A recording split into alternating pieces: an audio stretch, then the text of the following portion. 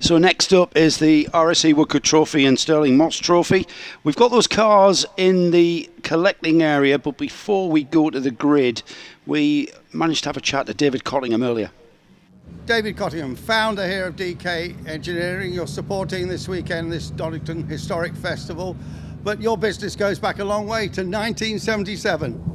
It certainly does. In fact, it probably goes back until 1968, which is when before that, 1958, which is when I started building Austin 7 Specials. And then in the 60s, I got very involved with Jaguars and raced Jaguars and decided to start the business. I was an engineer or physicist working at Kodak, and every weekend and every evening I was in my garage and started racing to make sure that what I'd done worked. And then in 77, my wife Kate and I, who had been married for 7 years by then, started the business. It was a progression rather than a business that started from nothing in 1977.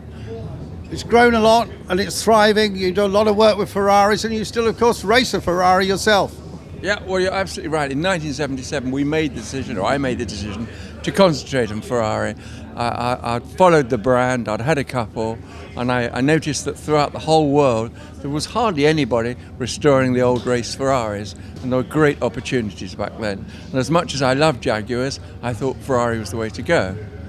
And it's a second generation business. Ours, of course, two of your sons work in it, and one of your sons, James, of course, races very successfully in Ferraris. James is really running the business now, and over the last 10 years or so, he's taking it to a new level. I was always the guy that loved the old cars and loved getting them right, enjoyed racing them to, as I say, make sure they work properly. But the sales was there to pay for the racing. It wasn't there to make it the business that it is today, and he's done extremely well. And how about this weekend? Obviously, you'd like to sell a couple of cars here if you could, but you're primarily here to enjoy the weekend and enjoy all the wonderful historic cars and maybe get on the podium, perhaps. Well, James may do, but we love coming to these events, and it's not necessarily about selling cars today, but for sure it's good for the business long term. People don't forget about us; they remember us because they've seen us here, there, and everywhere. David Cottingham, thank you so much for your support, and I'm sure you're going to have a great weekend. Thank you very much. And once again, we can't thank DK Engineering enough. It's one of the big supporters of this event, and certainly the live stream that we've been able to produce to bring the event so the spectators couldn't come to the Donington Historic Festival, so we've brought the Donington Historic Festival to you, and wherever you're watching it from, I hope you're enjoying our coverage so far.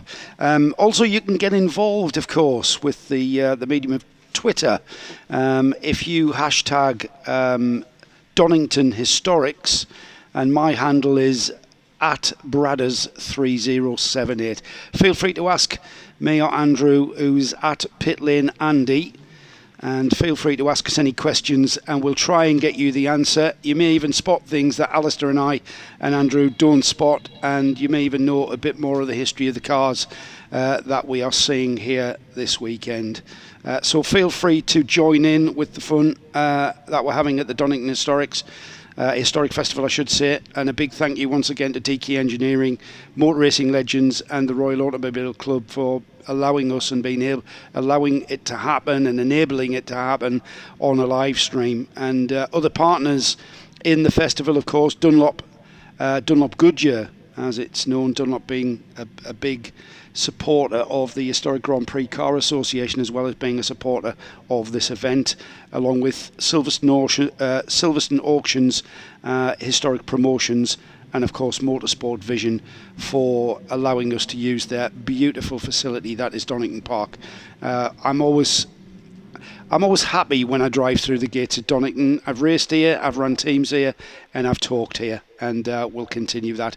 The grid, though, is for our RAC Woodcote Trophy and Stirling Moss Trophy, with the pole position being held by the Cottingham and Bryant Tajero Ecos Jaguar on a 1 minute 18.5, with Spears and Nadell alongside them in second place on a 1 minute 20.4. We've then got Gary Pearson out for a second time. We saw him earlier in his E-Type. He's on a 1 minute 20.7 in third place, and rounding off the second row, Mahmood and Greensalt on a 1 minute 20.8. Wood and Nuttall are in fifth spot on a 121.2, and on a 121.5 is Ben Adams in sixth spot. Fiskin and Hancock on a 121.6 is in seventh, and then we've got Smith and Chris Ward on a 1 minute 22.1 in eighth spot. Ninth is Donor and Smith. 10th is Peter Ratcliffe. Burnett and Bradley are 11th, and Mayers and Martin are 12th. In 13th spot, we have the Wakeman and Blakeney Edwards on a 122.5. On a 124.7, a little bit slower, is Poshiel and Hansen, and then we've got Bernardo Hartogs on a 125.3. The Paul and Bourne car is in 16th on a 125.7, and then we've got Wigley and Ure on a 126.2 in 17th. 18th is Eastick Jones on a 126.4. Rudiger Friedrichs is 19th, and the Bernberg Ugo entry is 20th. We've got 33 cars to get through, so we'll keep on going on the grid as much as we can. Clark and Much is in 21st. Cottingham and King is in 22nd. 23rd sees Thorne and Bennett Baggs, and 24th Nick Matthews. So 33 cars taking part in this, the RAC Woodcote Trophy and Stirling Moss Trophy. We'll try, Alistair, to differentiate between the two, because we've effectively got two events in one here. As we're already out, it's a rolling start, and the pace car or the safety car peels off and allows us to go racing. And Cottingham and Bryant, not sure who the starting drivers are. I think it's we've got James Cottingham. It's Cottingham who starts, and he's about to be swamped down his inside by Gary Pearson, who slides cheekily down the inside, but not quite pulling it off. James Cottingham just holding off on the brakes in that beautiful Tajero Ecos Jaguar, and it looks like James might have held on to that lead, Alistair. Indeed, yes, and they had a misfire this morning, and they're hoping they've cured it, and it certainly looks from the very early stage of this race that it may be cured, because it's held on to the lead. James Cottingham from John Spears in the 152 car, I think, did Pearson manage to get up into second place, or did Spears go around the outside of him? We didn't catch that end of the red gate, so we'll pick it up now. So it's certainly the Tajero leading, and it is in fact Gary Pearson who managed to get up into second place, and in third John Spears sharing with Tiffany Dell in the Lister as the cars stream through. The very distinctive shape of the Jaguar D-Type you saw there, with the big vertical fin behind the driver. That won Le Mans in the mid-50s, and down they come towards the chicane for the first time, and it's the Tajero that leads, of James Cottingham from Gary Pearson from John Spears, I think, in third place, and as they will catch them as they come down into Redgate, but the rest of the field streaming through, Tripping over one another, it looked like, into the chicane. In fact, it wasn't John Spears, it's Rob Smith that's got up into third place, and that means that John Spears is down in fourth. And with, you know what, with the mix of cars that we have, with, you know, the closed top Aston Martin DB2 and the Austin Healeys, some of them with roofs, some of them without. We've got the Fraser Nash Le Mans replica out there, and then we've got at the front of the field the proliferation of Lister Nobblies and the Ecos Jaguar, the Tajero car that currently leads. We've taken you back in the time machine again, and this is exactly what a mixed class race in 1950s sports car racing was all about, and this is what we would see. We would see what was effectively the prototype classes going off ahead, and then the GT classes are what we're seeing here further back in the field of this 33 car field. But it's all relatively settled as they go into the chicane to complete lap number 2. little bit of a challenge there, looking like it's being mounted by the number 82. That's Chris Ward, who started that car. Yeah, no surprise then. We know how quick he is. So actually two of the leading historic Jaguar drivers in Chris Ward and Gary Pearson at the front there. Did you notice Gary watching Chris having that problem and just keeping left out of the way just in case he had a spin? Gary totally aware of what's going on. It was from and into the gravel. I was just going to say Chris Ward, probably hard to see the angle, but the number 152 has gone off at Redgate, and that is John Spears. John Spears, is it? Is that the Spears Nadell car? It is indeed. Oh, that is a shame, because that car looks like it's buried itself into the gravel. Yeah. And we were hoping to see John Spears hand that car over to Tiffany Dell in the pit stop. That looks like it's not going to happen. There's Chris Ward, though, who continues his sideways progress. And you mentioned there how Gary Pearson just kind of sat there and watched Chris Ward go by him fully broadside into the corner and just watched that develop. It looks like Gary Pearson's he's dropped back, hasn't he? Yes. Yeah. So we'll see whether he's had a problem himself as the marshals manfully try and push that very heavy 152 John Spears Lister Jaguar Nobly. Yeah, not surprised it's right on the edge of the track, isn't it? They tried. Well done, guys. You tried to push that out without the need for a safety car, but that's going to have to be towed out, isn't it? It was far too deep in. The rear axle just burying itself. And a few of the drivers not seeing the yellow flags. The number 20 there, getting all racy, not really seeing the waved yellows, which is kind of strange and unforgivable, as they are pretty easy to spot. The marshals waving the flags furiously. So the number 20 there just slotting back into position there and being helped by the guy in front, just waving him back, saying, hey up mate, you don't want to get a penalty, you don't want to incur the wrath of the chief stewards. And coming down into the old hairpin, the leading Tajero with the Jaguar engine, followed by two Listers with the similar engine, the 3.7 litre, 3.8 litre Jaguar straight six engine, but different body shapes on the second of the two cars, the Listers, with I'm not sure it was known as the Nobly in period, but it's got known as the Nobly, and it's just simply because it's got bits. Nobbles, that's it, nobbles over the wheels. And nobbles. And the Pearson car, the Costin bodied car, that's Frank Costin, the aerodynamicist, brother of Mike, who was the Cos of Cosworth, the dominant Formula One engine for many years. So underneath the leading Tajero is pretty much the same car as the Lister Jaguar Nobly. It's just different bodied engine. No, the chassis was different. The Tajero was I think it was a one-off. John Tajero did a lot of one-off cars, and this was one of them. He went on after this to do a similar Tajero with also in Curio Cost colours, the blue with the white stripe, but that was a closed car and driven by Jackie Stewart I think 1 or 2 races. Yes, I remember, that's familiar now. We have got 53 minutes, just under 54 minutes, let's say, of this race to complete. And we haven't mentioned, go on, Alistair. I was just going to say, nice shot there of two of our supporters, motor racing legends and the Royal Automobile Club on the side of John Spears' car, almost done by for the sponsors. Now then, John Spears thinks he can continue. However, he may well continue, because we're just unhitching that toe from the toe eye at the rear of the car.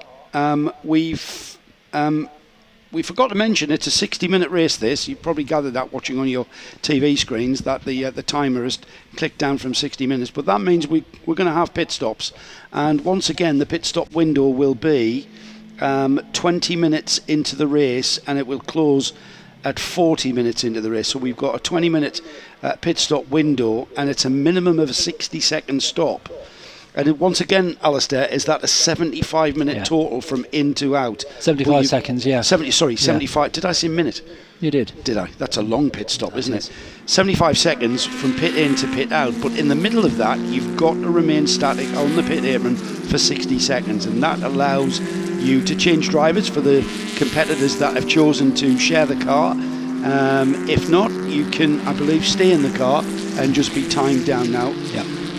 60 seconds seems like a long time, but I've seen drivers take longer than that to swap into the driver's seat. So it may benefit some drivers to not have a teammate and not have to share, because we do have to make sure that the belts are well and truly done. Safety car in. Safety car's in, so we're racing again, and this time we see what we would call a normal safety car start, where the leaders have kept together, unlike that one earlier on where the second place car got caught behind a slower car. So we've got the battle coming into Redgate. That looks like Ben Adams, is it? It is 57. It is Ben Adams in the little Lola Mark 1. That's the very first Lola that was designed and built by Eric Broadley, and Lola, as you mentioned earlier, went on to be one of the most successful customer car builders ever, including building cars for the American Indianapolis and American Racing Series that continues to this day. But Lola started here with the Lola Mark 1, and amazing that Ben Adams has got it this high up the field, because it's only a little 1216 engined 1.2 litre car against these big 3.7, 3.8 litre Jaguars. So great driving. Again, it's all about momentum in that car, and he's driving it very, very well. I'm a big fan of the Lola Mark 1. I think it's got some beautiful design, and very slender the way that the curves of the car, very curvy car. I just love the look of that little car as we see that car being driven really, really well. And really, like you mentioned there, it was probably the size of the engine, probably, to put it into contemporary terms, probably the LMP2 of the day in comparison to the larger engine prototypes ahead of it. But he is hanging on. Well, it's more like a saloon car, really, and not in shape, but in terms of engine relative size. speed. Yes, you're right. Little 1.2 litre Climax engine, which was used in all sorts of formulae, but very successful in the front of this and in the Lotus Elite and so on. They were very successful. Oh, and a little bit of smoke there. I wonder whether that was a little bit of tyre rub, actually. That wasn't a lock-up, was it? Oh, and a spin for car number 44, Kerry Wilson and Marek Reichman, who started that one. That's out of the chicane. Marek Reichman started that, so that's a spin for him. Pretty harmless, thankfully. He's gotten on his way. It's the Austin Healey 100M that gets on his way. The battle at the front has tightened up. Chris Ward has very much caught James Cottingham in that lead car, and last time across the line there was hardly anything in it. They were nose to tail, 4/10. And that's the battle for 7th there between the Ratcliffe, Lister Nobley and the 545 Fiskin and Hancock car, who's gotten ahead. Fiskin and Hancock have gotten ahead of Martin and Mayers, I should say. Now, Gregor Fiskin started that car. We'll hand over to another Le Mans competitor out of Sam Hancock. And into Redgate they come. The leading battle really close now, as you say. So Chris Ward has caught right up with James Cottingham, and there's nothing in it, Alistair. Nothing at all. It was 4/10 last lap. It was 5/10 this lap, and that's just going to ebb and flow. And a big round of applause to James Cottingham. He's really come on as a driver. I remember seeing James race a few years ago at the Classic Daytona events and racing in HSR events, and seeing him hold off Chris Ward.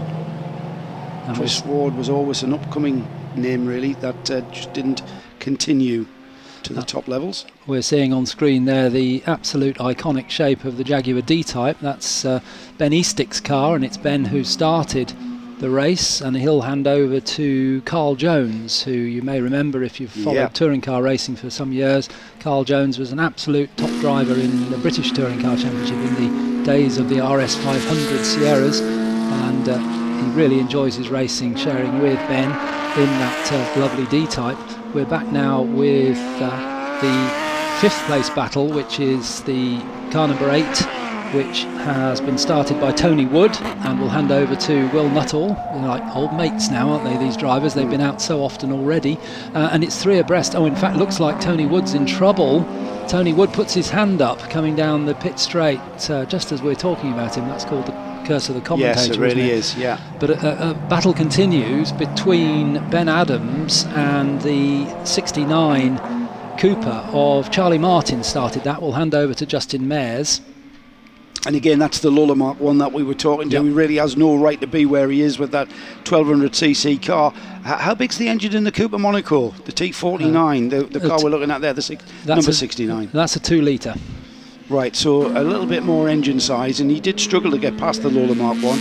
Now that he's cleared him, he should, in all sorts of theory and whatnot, eke that out.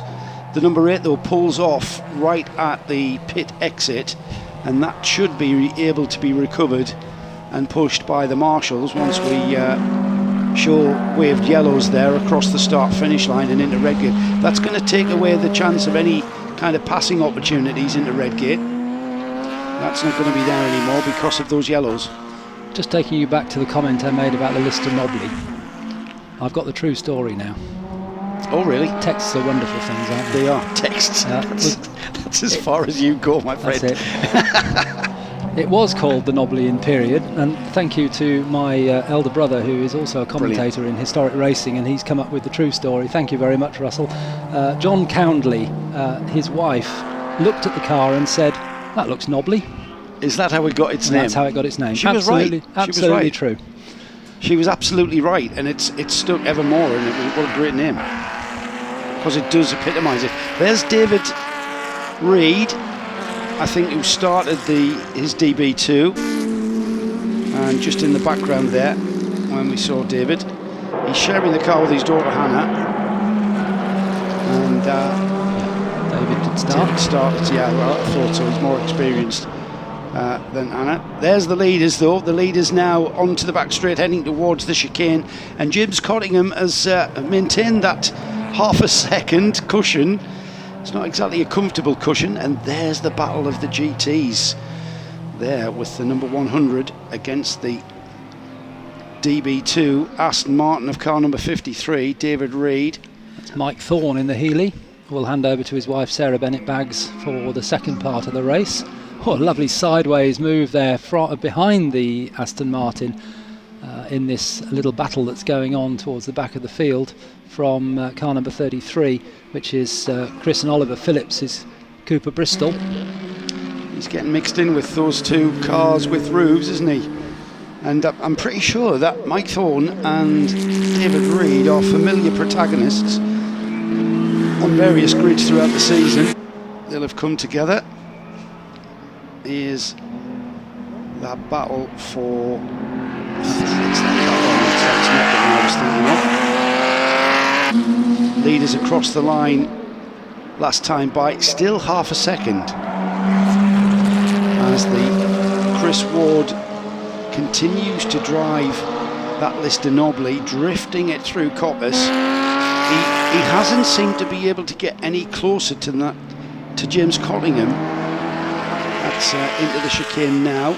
And that's a lot closer than half a second, but it is, isn't it? Only on the run into the chicane. The run out, maybe Cottingham just stretches the lead. Let's have a look on our time, 0.35. So yeah, it is closer, isn't it? Yeah. So Chris Ward closing up on James Cottingham. We should say that James Cottingham is going to hand over to Ollie Bryant, who is one of the quickest drivers in a large group of very quick drivers that are racing this weekend, but he's one of them, and so we'll certainly see if it runs smoothly, we should see Ollie Bryant really pushing on in that car. And there is car number 28, that's James's dad David, if he started the car. David Cottingham, who you saw, yes, he did start the car, the Ferrari 500 TRC. We saw Andrew talking to David just before this race. Exactly, yeah. And there's David in the car now, in the yellow car. A car with Le Mans history and a very original car. So David being part of DK Engineering, who we must thank again for supporting the event and indeed supporting and enabling us to live stream this event to you. And I'm hoping sat at home with your feet up, you've had the Formula 1 qualifying on. Don't spoil it, I don't know anything about it, and I'll keep that for later. And now we're here joining us at the Donington Historic Festival, and don't forget you can join in, tweet us at Bradders3078, at PitLaneAndy, hashtag Donington Historics. As this race continues then, we are about 2.5 minutes away from that pit window opening, And again, Alistair, it's going to come down to a matter of choice, whether that be a choice, based on tactics or a choice based on enjoyment. Are you just going to split this down the middle, or are you going to use the pit window tactically and choose very carefully when you hand over? They're tripping over back markers at the front of the field, though. Yes, it'll depend in the Smith and Ward team whether I'm not familiar with how close Bob Smith is to Chris Ward in terms of lap times, but certainly we know that James and Cottingham and Ollie Bryant are very close in the lap times. So here's the battle for the lead now, and it was overlapping there as they came out of McLean's. Now up to Coppice. Will Chris Ward now set himself up for an outbraking manoeuvre into the chicane? They've got a slower Healy on their left, which they'll pass easily on the straight. He keeps the driver of that keeps over to the left. Now we're coming down into the chicane. I think it's probably a little bit too far back for Chris Ward. He won't risk it through this tight section through the chicane. Out onto the pit straight once again. He just doesn't seem to have enough to challenge into the chicane. He hasn't got enough speed on the...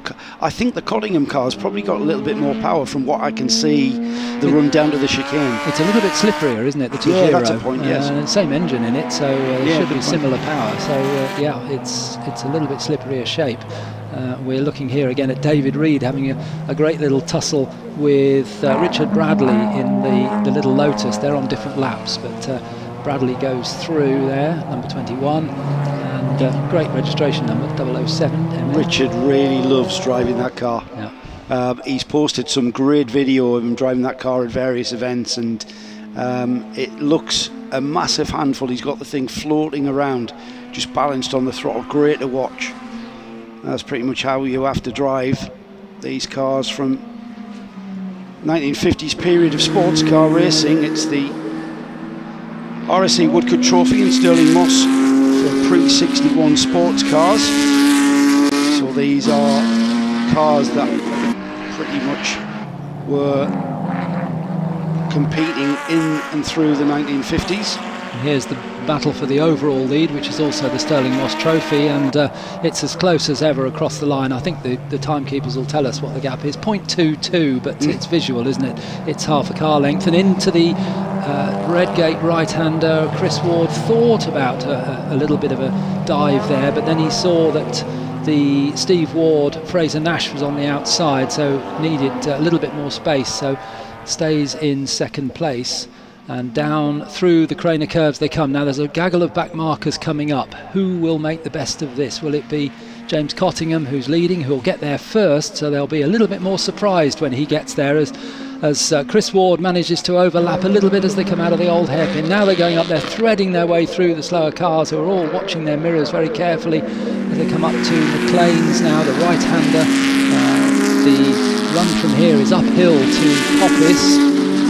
Tajiro goes through on the inside, and then Chris Ward follows him through. There's a chance here for Chris Ward coming out of Coppice onto the long straight if he can get a quicker run. And Cottingham got very sideways indeed. I'm wondering if that was a power slide. He was stifled somewhat with the back markers, so he would have had to have gotten on the throttle very hard indeed.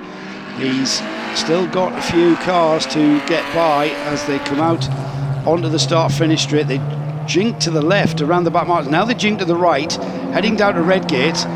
It looks like the Tajero still leads, and Chris Ward just hasn't got enough on the brakes.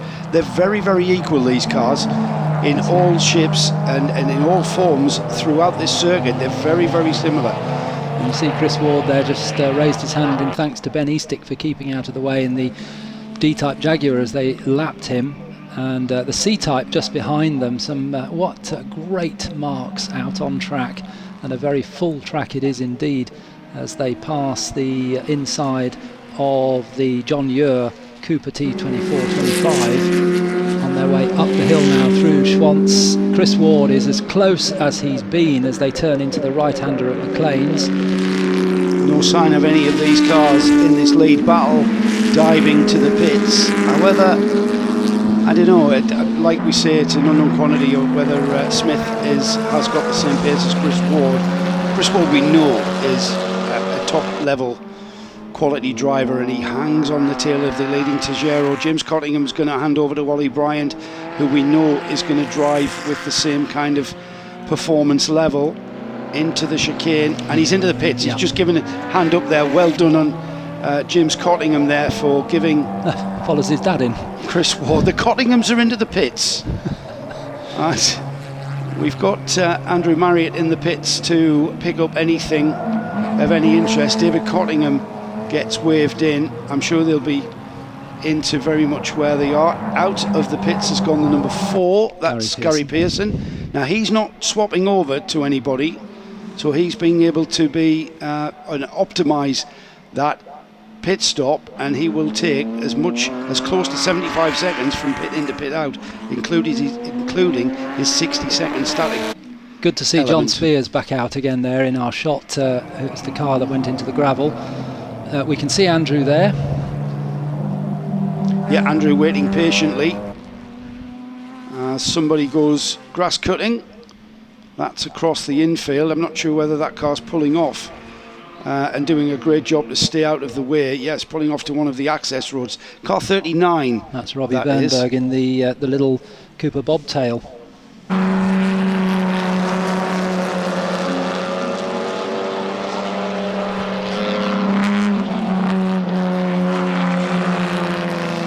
So yeah, we did see Andrew in the pits at the Cottinghams. Let's head straight down there and find out some inside. A fabulous battle out there. Yeah, no, it's good fun. All very clean and just trying to keep ahead. But I think it was sensible for the guys to pull me in because we're coming up to the traffic and Chris is just so clean. I was trying to work out who it was behind, and once I realised who it was, he's just so clean with his driving that it's a battle keeping him behind, but he stayed behind, so we'll see how Ollie gets on. Has Ollie got much experience in this car? We'll know he'll make it go well. He drove it once with me in 2014, I think. He'll remember which pedals to push. He'll be fine. Terrific, good race so far. Fingers crossed. It is a great race, isn't it? And I'm sure that James will be happy to have gotten that car into the pits and in front of Chris Ward. He was under an immense amount of pressure. Now the question is, when will Chris Ward choose to hand over to his teammate? And it will be within the next 14 minutes for sure. So he's got a large chunk of the window is still available to him. As the rest of the field, we're going to just check to see. We've got not everybody is pitted. We're still way off the majority of the field being the case. And David Reid, as I mentioned, in the only Aston Martin we've got in the field in the DB2. He will be handing over to Hannah Reid and the when car he chooses to. Sorry, Joe. The car on screen now is the leading, or was the leading car in the Woodcote Trophy, although it's switching around because they're doing their pit stop. So, but it should come back out in the lead of the Woodcote Trophy. We're looking there at Charlie Martin in the number 69 Cooper Monaco T49. Handing over to Justin Mayers, a name we've seen regularly. And I was just doing some comparisons very quickly before we get back to the normal racing after the pit stops. James Cottingham's fastest lap was a 19.618, so we're there to see whether Oliver Bryant is quicker than that.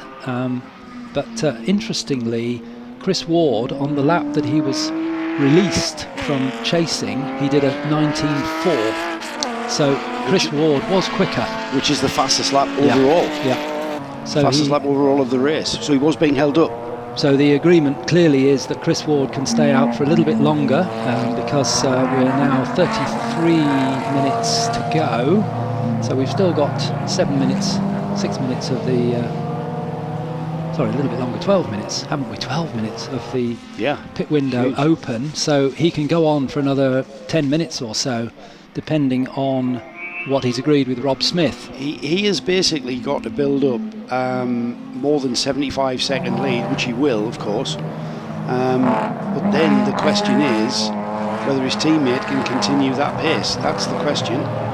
We'll wait and see. That's gonna sort of come back together when we finalise the pit stop phases, and we've still got 32 minutes of this race remaining, so 12 minutes, as you said, Alistair, of the pit stop window.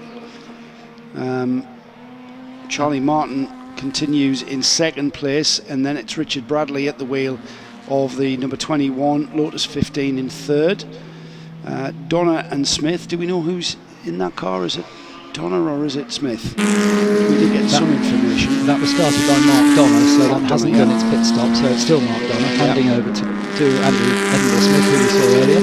First 9 cars actually have not pitted. That's the 9 cars that are in front of the early leader. Now Ollie Bryan's at the wheel of the number 6 and currently has dropped down to 10th, and behind them, right behind Ollie Bryan on the road, behind him by 6, just under 7 seconds, is Gary Pearson in the number 4. So we'll get Ollie Bryant's first full flying lap through when he crosses the line next time. His out lap obviously a little bit slower, as we're looking at once again Charlie Martin. Then behind is Ben Eastick in the D-type Jaguar, being chased by Richard Bradley started that, the Lotus 15 just behind, who gets through on the run into Redgate. And we're now looking back at our leader, and that's number 82, Chris Ward, who continues with 31 minutes on the clock to go in this 1 hour race. Just to remind you, the pit stop window closes after 40 minutes of the race, so with 20 minutes to go. So we've got another 10 minutes or so, plus the lap time to get into the pits. So we could see a few more laps from Chris Ward yet as he scythes his way through the field. His fastest lap time was done a couple of laps ago, a 1:19.4. So he's the fastest car on track, and makes his way down into Redgate, having lapped Tony Wood and Will Nuttall's Lister Nobly.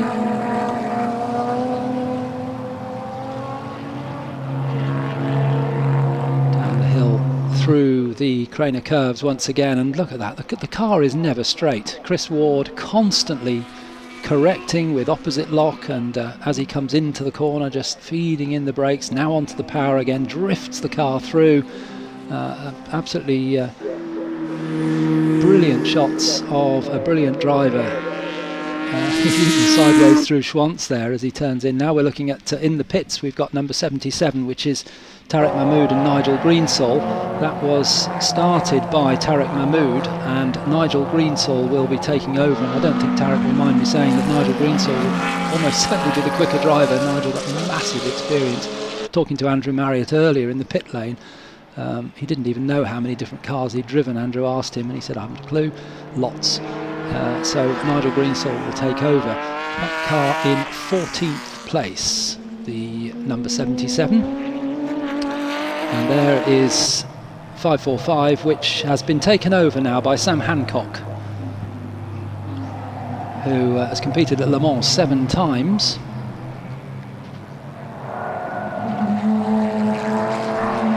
Hasn't actually didn't finish any of them, but competed 7 times, but a very, very quick driver indeed in sports cars, and he has taken over the Gregor Fiskin 545 Jaguar, the HWM Jaguar.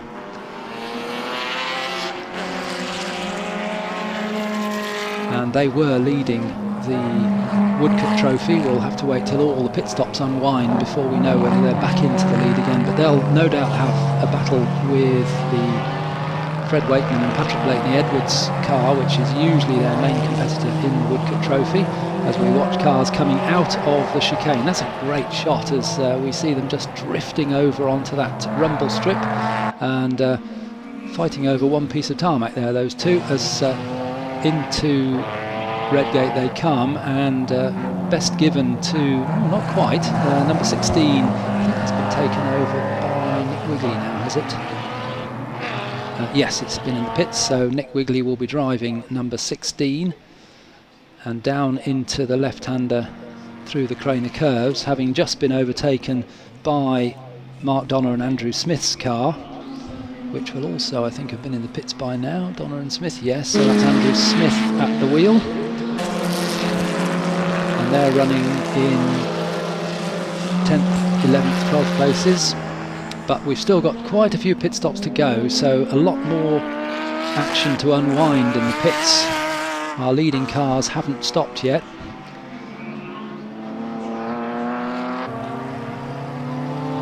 Another car coming into the pit lane, C-Type Jaguar. There's the Charlie Martin car number 69 of Justin Mayers will take over, the Monaco, Cooper Monaco. Taking that wide line almost into the pit exit. There goes Chris Ward, our leader, still aboard the 82 car to hand over to Rob Smith, but at the moment it's still Chris Ward going through Coppice out onto the long straight down to the chicane. Meantime, scything through the back markers, we've got Peter Ratcliffe in his Lister Nobly. Very successful in Caterham racing, Peter Ratcliffe, but moved across now into historic racing. And he is running in 4th place, but he hasn't stopped yet, so he will lose the 75 seconds plus the slowing down and speeding up time. So it's a fairly long time that they spend overall doing their mandatory pit stop, but it's the same for everyone. And it's on the grounds of safety, isn't it? It's not. This is not professional racing where we're wanting to shave fractions of seconds from pit stops. It's all about being able to do it in a safe manner, and everybody being able to pit stop without tripping over. There's no refueling. We don't want cars on jacks and everybody rushing around and falling. It's all about safety for the enjoyment of the competitors. And talking of pit stops, Alistair, I'm not sure if you've mentioned this, but there's only 5 minutes or so left in the window for our leader, Chris Ward, to hand over to his teammate. I think, given that he's got to do the lap into the pits as well, he'll either come in this lap or the next one. If he wants to shave it, fine, he'll probably do it on the next one. We're looking there at the Lotus Mark 10 of Malcolm Paul and Rick Bourne, who've driven as a team for many, many years. They are running in 9th place. They haven't yet stopped. And that's a design from Colin Chapman with the high fins at the back there. Very distinctive shape of that car, and very original car it is. And no surprise that Colin Chapman, as an engineer and an innovator, would be shaping the body of that car to tidy up the airflow over the rear wheels. Charlie Martin into the pits to hand over to teammate Mayers. And that number 69 in from 3rd place, the Cooper Monaco T49. As we continue to watch the number 10, the Lotus Mark 10, aptly numbered. They're coming under a bit of pressure from Adams in the Lola Mark 1 again, and Adams through. Adams taking the Lola into 9th place ahead of the Lotus. Two great names of racing, Lola and Lotus, and battling it out as they have done for many years. As Ben Adams is also taking... Yes, that's another place made up, because the number 18 car, driven by Sam Wilson with that very distinctive helmet, a copy of the Porsche 917 from 1970. You call it the psychedelic car, blue and green. That's a place change, so Ben Adams has moved up to 8th place now. A great drive from Ben Adams in the little 1200cc Lola Mark 1.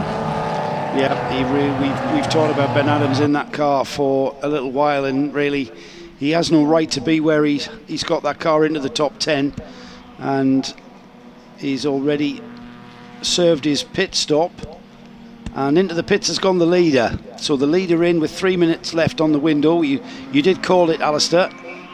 And there's no point in risking it. I've seen many a time where there's plenty of lap time left to get round into the pits, but then a safety car comes out, or there's a yellow flag and everybody has to slow down, and suddenly you've missed your pit window.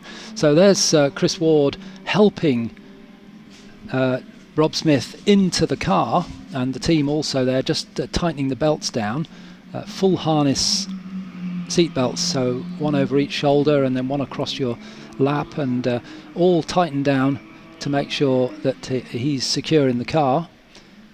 And also tyre pressures being checked there. You can see the mechanic on this side just checking, and a little bit of tape A little bit of tip. What happens is the tyre pressure with the starting pressure will invariably go up with the tyre heating up. So the optimum pressure will not necessarily be after the tyre's heated up. So they'll have bled air out. You'll never see someone with a foot pump, very rarely. But it's always they take tyre pressure out to just drop the tyre pressure ever so slightly, maybe a pound or two. That's all it takes to then optimise that tyre for the run into the flag. And we are 22 minutes away from the flag.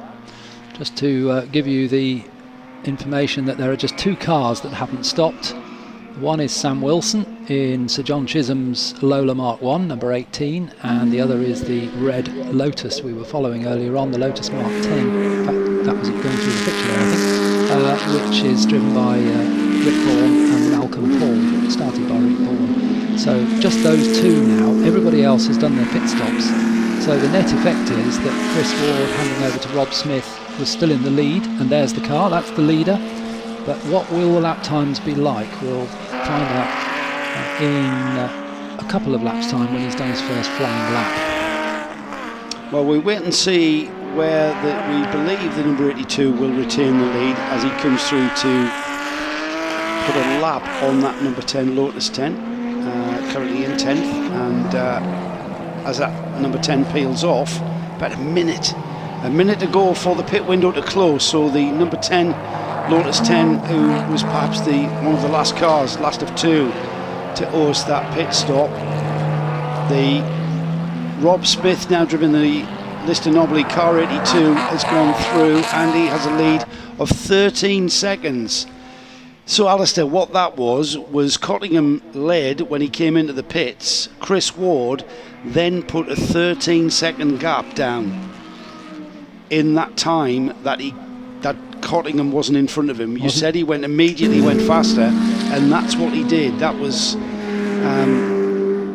a cracking drive to give his teammate Rob Smith that cushion of 13 seconds. Now the question is, we've been asking this from earlier on, whether or not Rob Smith can lap in a similar sort of vein to his teammate Chris Ward.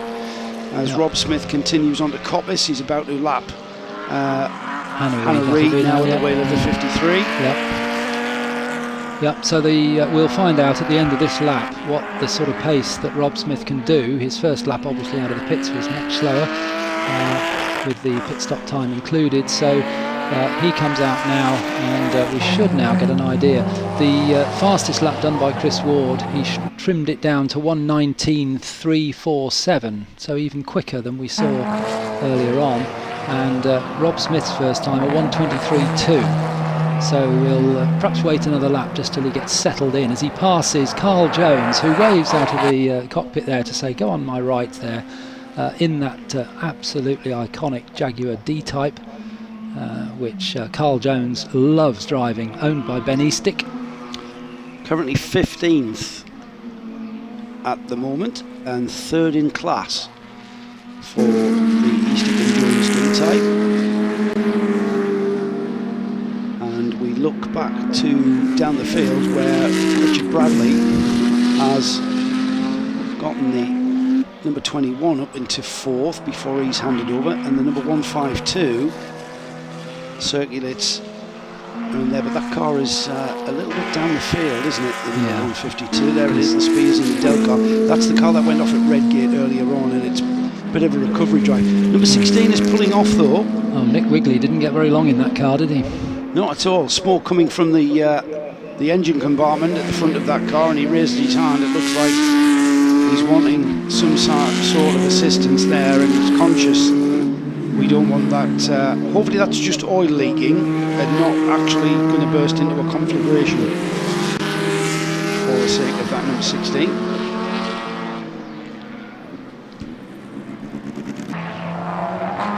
There's the Cooper T24/25. I'm not sure where that was. I'm not sure where on the track that was, and whether or not that is going to be easily recoverable. It looked like coming out of McLean's, and he pulled over onto the right, but it wasn't a wide enough shot to definitely identify it. Here's the Ollie Bryant Tajero, which is now set off after Rob Smith, who's taken over the leading car. The gap between them was 13 seconds, and it's now 7.8, as you can see on your screen. And a big spin, and that'll be, is that PBE, Patrick Blakeney-Edwards? Yes, it is, with the white helmet. That's very, very unusual for Patrick Blakeney-Edwards, who's taken over the Fred Wakeman-owned car. And that was through Schwantz Curve. That's not a great place to spin, is it? Relatively it just shows how on edge these cars are pretty much everywhere on this track, even through Schwantz Curve, which is kind of it's a sweeping uphill left-hander that leads you onto McLean's. And I suppose with these cars and the way that they handle, still showing an easy place to spin that car around. Ollie Bryant chasing the gap to the leader down. It was 7 seconds, it's now down to 5.6, so he is catching him, and I think he will catch him before the end. That's a great shot there behind the second place car, was the examples of the C and the D-type Jaguars, both winners at Le Mans, just coming into the bottom of the shot now, but we're following the second place car, Ollie Bryant in the Tejero Jaguar, as it comes down through the Craner curves, finished in the Ecurie Cos colours from Scotland, and we've got a bunch of cars coming through the chicane there, all trying to find a bit of space, but they all manage it. And there's the David Cottingham car, number 28, which has now been taken over by Adrian King, the DK Engineering car, so that's making its way down into Redgate, car coming out of the pit lane as well. So that's we saw David Cottingham interviewed just before this race. That's his car that he started. That's a great looking car as well, isn't it? Yeah, unusually for Ferrari in the yellow colours, yes. Yeah. Well, it is a production colour, isn't it? Probably. Certainly is these days. And it's coming down to pass Hannah Reid into the old hairpin, but behind them is the recovering Patrick Blakeney-Edwards, who had that massive spin a lap ago at Schwantz Curve, which they were in the battle for the Woodcote Trophy. They are now 6.2 seconds behind the leading car in that the Woodcote Trophy, which is the Piskin Hancock. And that battle for the lead between car 82 and car number 6. Rob Smith, now at the wheel of the number 82, has got a gap of 2.8 seconds last time by. We are very close to seeing a change for the lead.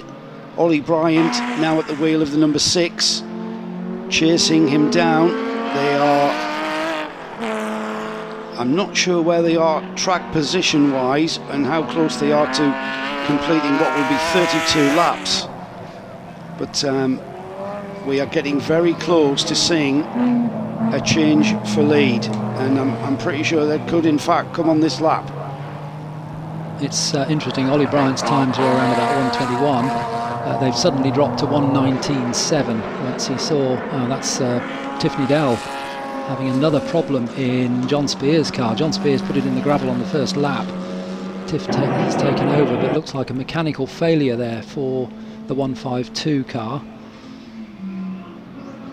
And that's the Ferrari of King, and that's not a battle for position that we're seeing there. The number 69 is in 5th place overall. So Ollie Bryant the gap's reduced to 1/10 of a second last time by. Yeah. So they've just gone through, so they'll be heading down towards the Craners. There's Gary Pearson in 3rd spot, just crossing the line now. The leaders, I suspect, will be into the Craners perhaps at the old hairpin, and we wait to see whether or not the 82 has relinquished that lead to the number 6. Ollie Bryant has been charging down. He closed the gap from 13 seconds when Rob Smith appeared out of the pits. That was the gap at the line as the number 144 continues.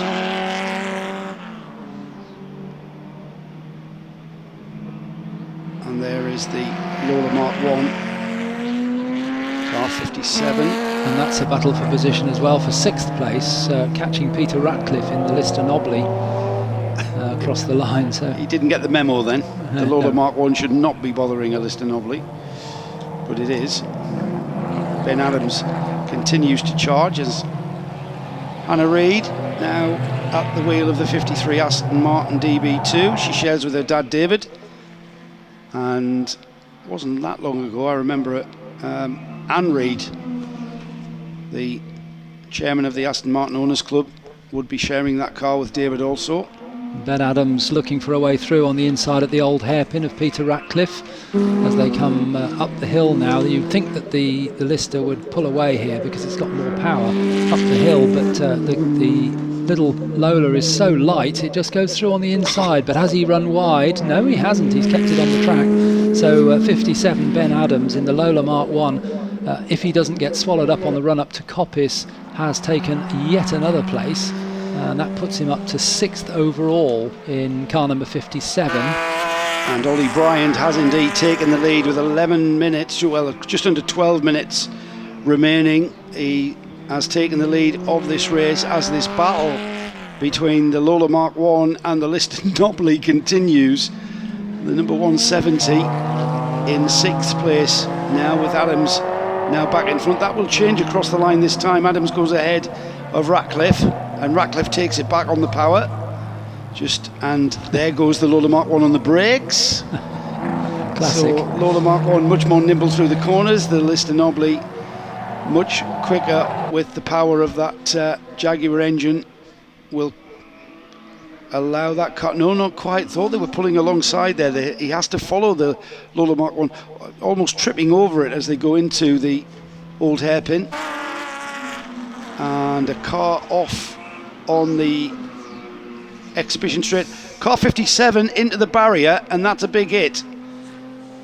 Car 57 there, out of the old hairpin, got a big slide, and the bodywork peeling off that car.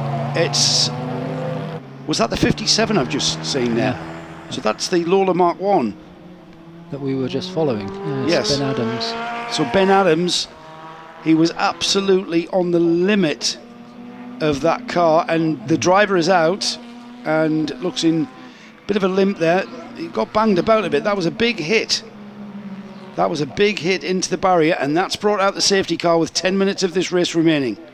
So a great drive from Ben Adams. We've been singing his praises, and he's been working hard. You can tell by the traces of sweat there on his back. He's been working that car very hard, and it was at the point of the track, the exit of the old hairpin, where he's lost the car, and the car's then speared off onto the grass to driver's right, and a big heavy contact.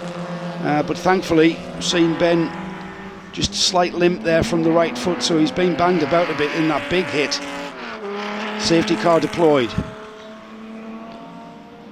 And we're watching Gary Pearson now, who is in 3rd place, and ahead of him is Ollie Bryant and Rob Smith. Just checking on the time gap, although we're under safety car now. This might close all the cars up, and although there'll be slower cars between them, that might give Gary Pearson a chance towards the end of the race. He was 29 seconds behind at this point. That's assuming we go racing again, because it's going to take a little while to clear away that car to safety. And all our session stopped. I was just about to say it looked like the Lola did dislodge some of the tyre barrier. Yeah. So you've got some re-establishing the tyre barrier. So that was always going to be a problem. Now then, the result will go back to the previous lap, which may still include Ben Adams in 7th spot. No, but he won't get it because he caused the red flag. Right, of course. He'll be taken out of the results. But it won't change the top 3, because Bryant, Smith and Pearson were in that order. So when the cars get back to, and in fact they're being ushered into the pit lane, which means I don't think we'll be restarting this race with only 8.5 minutes or 8 minutes 50 to go. Hopefully Andrew will manage to grab the top 3 once they get themselves sorted out.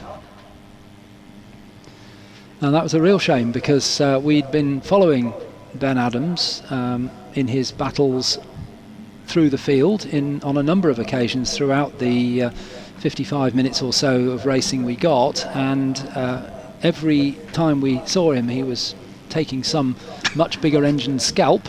Liberty, I think, is the term. He was taking some liberty. And that last move on Peter Ratcliffe, great. And then Ratcliffe got it back on the main straight, and then Adams took it back again.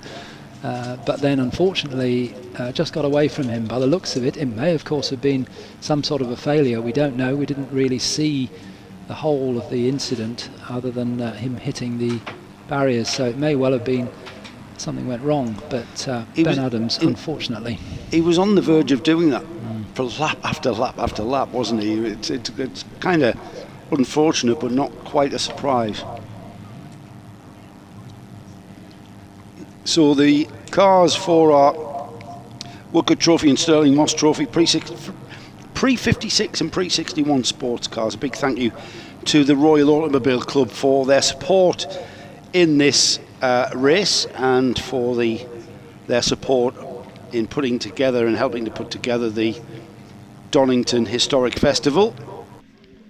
So while we put our beautiful examples of pre-56 and pre-61 sports cars away, we wait for word down in the collecting area in Park Ferme. In fact, I'll tell you exactly what's coming up next. It's another Formula Junior race, this time for our 1961 to 63 cars, and then the final race of the afternoon will be an 80-minute endurance race for the Amon Cup for GT40s. They are the final two races of the day. We'll be back live at 11 a.m. tomorrow morning to bring you a full day of racing to conclude the 2021 Donington Historic Festival. Here is a rundown of the result. So it's the James Cottingham, Ollie Bryant in the Tajero Jaguar, 34 laps completed, a race that was stopped with 10 minutes to go. They were in first place from Chris Ward and Rob Smith in the Lister Nobly, a gap of just 1.3 seconds at the very end there. Gary Pearson was third in his Lister Jaguar. The Lotus 15 of Richard Bradley and Burnett was in fourth place, 44 seconds down, grid drive from those. Charlie Martin and Mayers were in their Cooper Monaco T49, and they came home in fifth. Sixth was Peter Ratcliffe in the Lister Nobly, and then the first of the cars off the lead lap, Ben Adams, classified in seventh. Fiskin and Hancock in the Jaguar HWM in 8th. Bernardo Hottogs in the Lotus 15 was in 9th, and then the Wakeman Blakely Edwards Cooper T38 was did indeed round off the top 10. Rudiger Friedrichs in the C-Type Jaguar was 2 laps down in 11th, and then we had Eastick and Jones in the Jaguar D-Type in 12th. 13th was Hansen and Posciol in their Jaguar C-Type, and then the Lotus Mark 10 of Bourne and Paul was in 14th spot. Chisholm and Wilson in the Lola Mark 1 was in 15th, and then we had the Cooper T39 Bobtail of Clark and Much in 16th. The Austin Healey 100 of Nick Matthews was 17th, and then David Cottingham and King in their Ferrari 500 TRC was 18th. 19th was Mahmood and Greensell in their Lister Nobly, and rounding off the top 20 was the running off the top 20 was Thorne and Bennett Baggs in their Austin Healey. 21st was Phillips and Phillips in the Cooper Bristol. The Aston Martin DB2 of David and Hannah Reid was 22nd. 23rd was Gom and Gordon in the X-Way 140 Jag. S. Ward and J. Ward in the Fraser National Le Mans was 24th. Wood and Nuttall in a Lister Nobly was 25th. Ura and Wigley were 8 laps down in their Cooper Bristol in 26th. 27th was Donna and Smith. In 28th was Reichman and Wilson. 29th was the troubled Spears and Adele. And then 19 laps down, a retirement was Bernbog and Ugo in 30th.